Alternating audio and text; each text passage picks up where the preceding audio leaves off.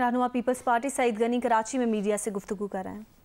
Deputy speaker Suri ने और इनके जो दीगर कुछ वज़रा थे, उन्होंने अपने हलफ से इनहराफ किया है, आइन को तोड़ा है और इन तमाम लोगों के खिलाफ जो है वो आइन के आर्टिकल 6 के तहत जो है वो कार्रवाई होनी चाहिए।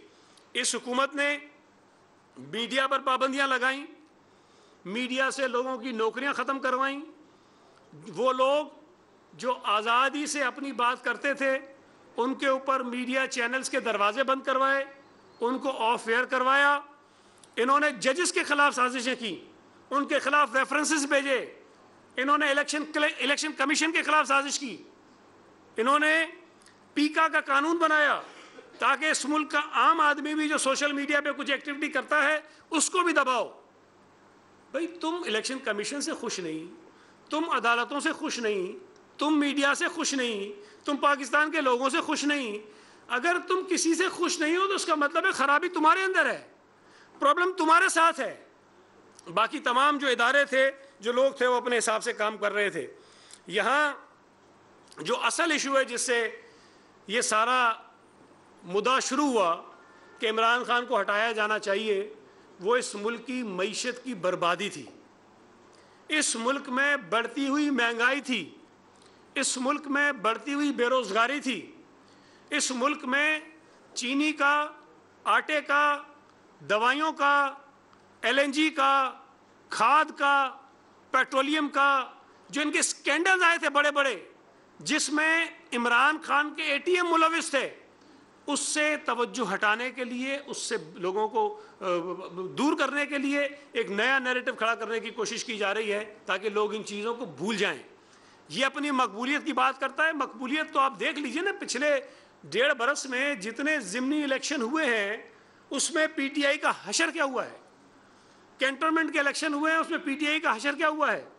लाहौर में NA 133 के इलेक्शन में PTI के अंदर इतनी जुर्रत नहीं हुई कि अपना उम्मीदवार खड़ा कर सके। वो लाहौर जहां PTI कामयाबी के दावे करती थी और बड़ी बड़ी उन्होंने वहाँ से नशिस्तें जीती थी, वोट लिए थे, वहाँ उन्होंने अपने आदमी को बिठा दिया और इलेक्शन में खड़ा नहीं किया। मैं ये समझता हूँ कि इस वक्त असल ज़रूरत इस बात की है कि जिस तरह एक नेब न्याजी गठजोड़ था जिसके ज़रिए अपने सियासी मुखालिफिन के ख़िलाफ़ इंतकामी कार्रवाइयाँ की गई, झूठे केसेस बनाए गए, PTI के लोगों के ख़िलाफ़ जो इल्ज़ामात थे, जो एलिगेशंस थे करप्शन के, उनकी तहकीकात नहीं हुई। आज भी हलीम आदिल शेख को मुझे बताइए कि क्या नैब ने एक मरतबा बुलाया है? उन्होंने माना ज़रूर कि हम तहकीकात कर रहे हैं, लेकिन एक मरतबा उसको नहीं बुलाया उन्होंने जो BRT पेशावर का केस था उसमें कुछ नहीं किया। एहतसाब कमीशन जो KP में बनाया गया था उस केस में कुछ नहीं किया। ये जो बिलियन ट्री सुनामी वाला स्कैंडल था उसमें उन्होंने कुछ नहीं किया। मालम जब्बा का जो केस था उसके अंदर उन्होंने कुछ नहीं किया। और आज भी मैं आपको बता रहा हूँ कि अभी इनके वज़रा की करप्शन की कहानियाँ जब आपके सामने आएंगी तो लोगों के होश उड़ जाएंगे। और सबसे बड़ी बात कि एक नया गठजोड़ भी है, वो है न्याजी गोगी गठजोड़। इस न्याजी गोगी गठजोड़ की तहकीकात होनी चाहिए कि ये जो फरा गोगी साहिबा हैं जिसको इमरान खान ने भगा दिया, जिसको मुल्क से फरार करा दिया उसके मियाँ समेत, उनको इस मुल्क में वापस लाया जाना चाहिए। उन्होंने जो करप्शन की है पंजाब में वो किसी से ढकी छुपी नहीं है। सूबा सिंध के मुतालिक तो झूठे इल्ज़ामात लगाए जाते हैं, एलिगेशंस लगाई जाती हैं, आसमान सर पे उठाया जाता है। पंजाब में हर ओहदे के रेट फिक्स थे, हर ओहदे के, और वो पैसे कहीं पहुंचाए जाते थे। और जो बड़े सौदे हैं वो किसी वक्त मैं तफसील आपको दे दूंगा।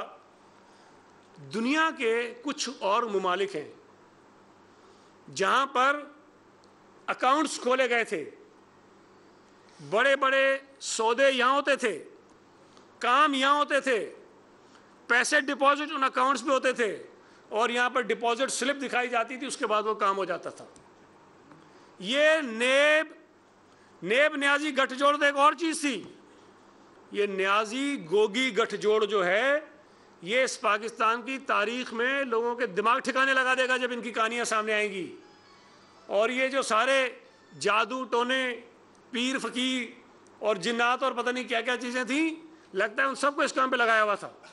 कि कलेक्शन करते रहो, और वो जाहिर है कि सारी चीज़ें हो रही, लेकिन एक चीज़ है, मैं मानता हूँ एक चीज़ सही है, जिसने भी ये कहा था बुज़दार जाएगा तो इमरान जाएगा, और बुज़दार गया तो इमरान गया, तो मैं ये समझता हूँ कि इस मुल्क के लोगों को इस बात को संजीदगी से लेना चाहिए कि हमारे मुल्क में सियासी आज़ादी सबको है, इख्तलाफ राय करने का हक़ सबको है, लोगों से आप अपनी सियासत का प्रचार कर सकते हैं, नज़रिए का प्रचार कर सकते हैं, सोच का प्रचार कर सकते हैं, लेकिन गद्दारी के सर्टिफिकेट बांटने का इख्तियार किसी के पास नहीं है।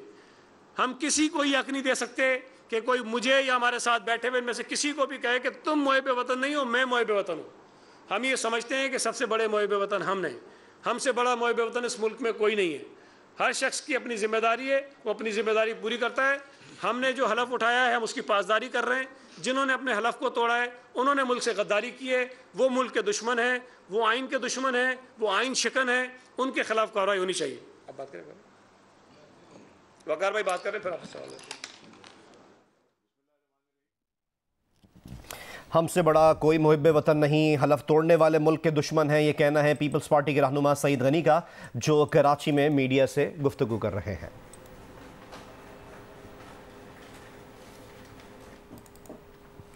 अभी बात करेंगे वज़ीर आज़म शहबाज शरीफ वज़ीर आज़म ऑफिस पहुंच गए हैं। बाज़ाब्ता जिम्मेदारियों की इंजामदही उन्होंने शुरू कर दी है। वज़ीर आज़म शहबाज शरीफ मुकर्ररा सरकारी दफ्तरी औकात से पहले सुबह 8 बजे दफ्तर पहुंच गए। वज़ीर आज़म ऑफिस के अफसरान और अमले की दौड़ें लग गईं। रमज़ानुल मुबारक में सरकारी औकात कार के मुताबिक सुबह 10 बजे दफातर खुलने का वक्त मुकर्रर है। मज़ीद तफसील हासिल करते हैं नुमाइंदा जियो न्यूज़ अयाज अकबर से। अयाज, अपडेट कीजिएगा।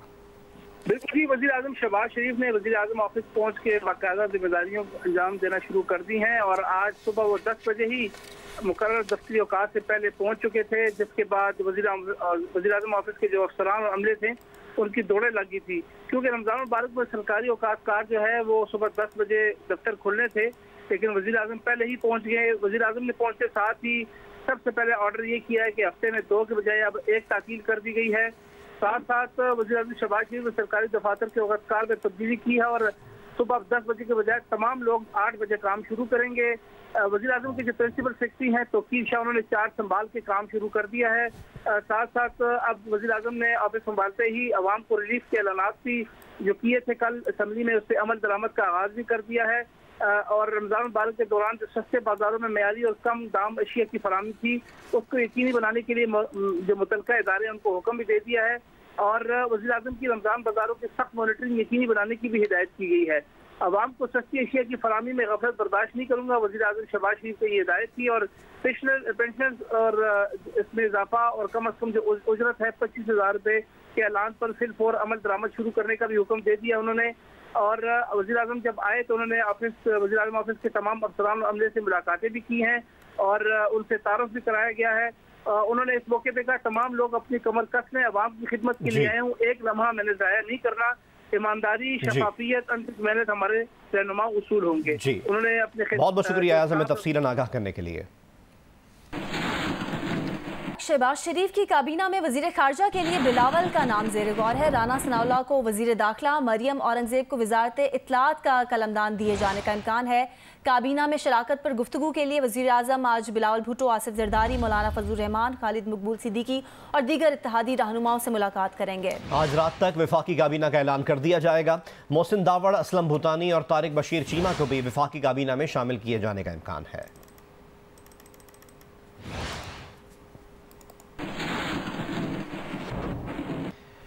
शहजाद अकबर और शहबाज गिल की स्टॉप लिस्ट से नाम निकलवाने की दरख्वास्त आज ही समाअत के लिए मुकर्रर कर दी गई है। नुमाइंदा जियो न्यूज़ वैस यूसुफजई हमारे साथ मौजूद है। वैस, कब आगाज होने जा रहा है समाअत का?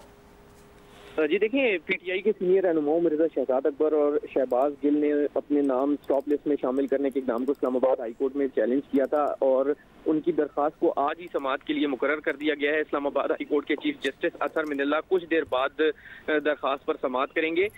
इन दरख्वास्तों में वफाक को बहरिया सेक्रेटरी दाखिला, DG FI और एडिशनल DG इमिग्रेशन को फरीक बनाया गया है, जिसमें मौके से तैयार किया गया है कि बैरून मुल्क रवानगी पर पाबंदी खिलाफ कानून है, हमारे खिलाफ कोई मुकदमा नहीं, कोई इल्ज़ाम नहीं।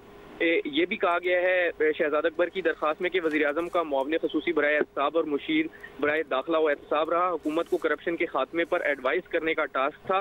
सियासी जमातों के जो रहनुमा करप्शन केसेस में मुलव्वस थे उनकी जानिब से निशाना बनाया जाता रहा और तरीके अदम एतमाद पर जब वोटिंग हो रही थी उस वक्त नाम स्टॉप लिस्ट में शामिल किया गया। किसी शिकायत या इंक्वायरी के बगैर नाम स्टॉप लिस्ट या नो फ्लाई लिस्ट में शामिल करना बदनीयती और गैर आईनी है, इसलिए बगैर वजह जल्दबाजी में नाम स्टॉप लिस्ट में शामिल करने की तहकीकात कराई जाए कि किसके कहने पर ऐसा हुआ और स्टॉप लिस्ट से नाम निकालने की भी हिदायत की जाए। जी ठीक है, बहुत शुक्रिया डिटेल्स देने के लिए। वैस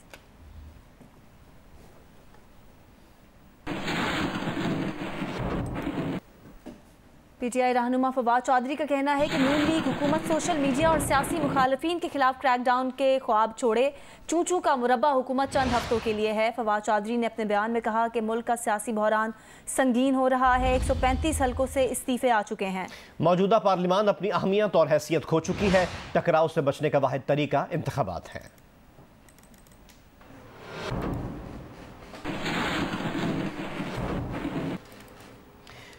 रुपए के मुकाबले में डॉलर की गिरानी का सिलसिला जारी है। इंटरबैंक में आज रुपए के मुकाबले में डॉलर की कदर मजीद 1 रुपये 3 पैसे कम हो गई। इंटरबैंक में डॉलर 181 रुपये 90 पैसे पर ट्रेड हो रहा है। गुज़िश्ता 3 सेशंस के दौरान डॉलर की कदर में 6 रुपये 28 पैसे की कमी हुई। 7 अप्रैल को डॉलर 188 रुपये 18 पैसे की बुलंद तरीन सतह पर जा पहुंचा था। इंटरबैंक में आज रुपए के मुकाबले में डॉलर की कदर मजीद 43 पैसे कम हो गई है। डॉलर 182 रुपये 50 पैसे पर ट्रेड हो रहा है। गुज़िश्ता 3 सेशंस के दौरान डॉलर की कदर में 5 रुपये 68 पैसे की कमी हुई। 7 अप्रैल को डॉलर 188 रुपये 18 पैसे की बुलंद तरीन सतह पर ट्रेड कर रहा था।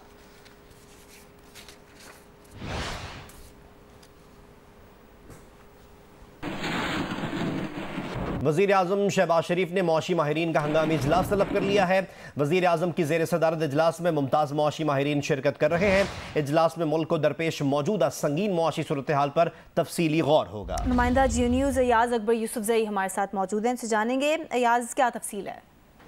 जी बिल्कुल, वज़ीर आज़म शहबाज शरीफ ने मुआशी माहिरीन का हंगामी इजलास तलब किया और इस इजलास में नामवर माशी माहिरीन को दावत दी गई है। इस इजलास में मुल्क को दरपेश मौजूदा संगीन माशी सूरत हाल पर तफसीली गौर भी किया जाएगा और माशी माहिरीन की आरा की रोशनी में माशी और मालियाती इक़दाम के बारे में अहम फैसले भी किए जाएंगे। वज़ीर आज़म शहबाज शरीफ मुल्क की मौजूदा माशी सूरत हाल, खसारों और कौमी बैलेंस शीट के हक़ाइक़ से भी आगाही हासिल करेंगे। ये इजलास अब से कुछ देर बाद वज़ीर आज़म हाउस में हो रहा है। जी बहुत बहुत शुक्रिया आज हमें अपडेट करने के लिए।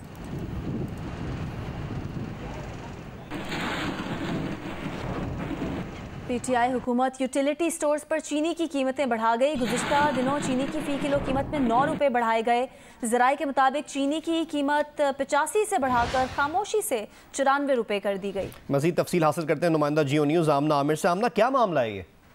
जी बिल्कुल, जो यूटिलिटी स्टोर रमज़ान पैकेज का तो अनाउंस कर दिया गया था, लेकिन उसके बरक्स हुकूमत ने जो है चुपके से गुज़िश्ता हुकूमत ने जो चीनी की कीमत थी 85 रुपये थी उसको 94 रुपये फ़ी किलो कर दिया गया और साथ ही ये कह दिया गया कि जो अगर शनाख्ती कार्ड दिखाएगा उसको तो 85 रुपये में फ़रोख्त कर दी जाएगी, लेकिन 94 रुपये। और आम शहरी आप जब यूटिलिटी स्टोर्स पे जाते हैं तो उनको तकाजा नहीं किया जाता कि आप अपना शनाख्ती कार्ड दिखाएं।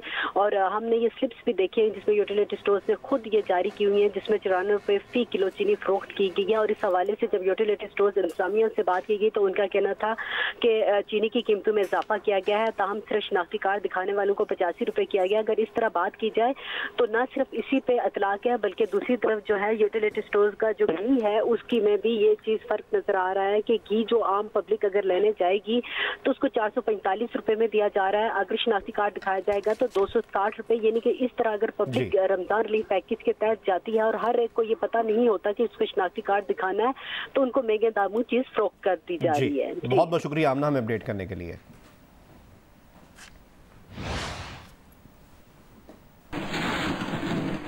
अमरीकी वज़ीर ख़ारजा ने भारत में इंसानी हुकूक की खिलाफ वर्जियों की निशानदही की है। वाशिंगटन में अमरीकी और भारतीय वज़राए ख़ारजा और दिफा के दरमियान 2+2 डायलॉग हुए। एंटनी ब्लिंकन और लॉयड ऑस्टिन ने एस जयशंकर और राजनाथ सिंह के साथ प्रेस कॉन्फ्रेंस की। एंटनी ब्लिंकन ने कहा कि अमेरिका भारतीय एहलकारों की इंसानी हुकूक की बढ़ती खिलाफ वर्जियों की निगरानी कर रहा है। एंटनी ब्लिंकन ने कहा कि इंसानी हुकूक की मुश्तरका अक़दार पर भारतीय शराकतदारों के साथ राब्ते में है। खबर एजेंसी के मुताबिक भारतीय वज़ीर ख़ारजा और दिफा ने इंसानी हुकूक के मामले पर तबसरे से गुरेज किया। रुपए के मुकाबले में डॉलर की कदर में मुसलसल कमी जारी है। आज इंटरबैंक में डॉलर की कदर में 1 रुपये 33 पैसे की कमी हुई, जिसके बाद डॉलर 181 रुपये 60 पैसे का हो गया है। गुज़िश्ता 3 सेशंस के दौरान डॉलर की कदर में 6 रुपये 58 पैसे की कमी हुई।